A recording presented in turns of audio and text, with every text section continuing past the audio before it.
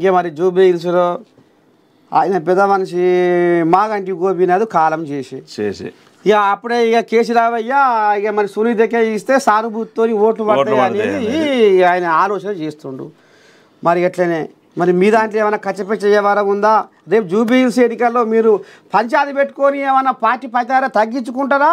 ఒక మాట మీద ఉండి మళ్ళా కంటోన్మెంట్ లాగా ముందుకు సాగుతుందా బండి? ఖచ్చితంగా ఎవరైతే చనిపోయిన తర్వాత అంటే ఇప్పుడు ఇది కొంచెం కాలం గడిచింది కానీ వెంటనే చనిపోయినటువంటి కంటోన్మెంట్ ఉంది కదా, కంటోన్మెంట్లో ఆమె చనిపోయిన తర్వాత సానుభూతి ఎవరికి రావాలి?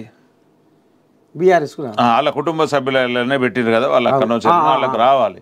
కానీ ఎటుపోయింది అంటే నిజంగా వాళ్ళకు సానుభూతి ఉంది. సాయన్నకు ఒక మంచి నాయకుడు, మంచి అక్కడ సేవ చేసిన వాడు అయినప్పటికీ కూడా ప్రజలు కేవలం కుటుంబం మీద సానుభూతి ఉంటుంది కానీ బీఆర్ఎస్ మీద వ్యతిరేకత ఉన్నది.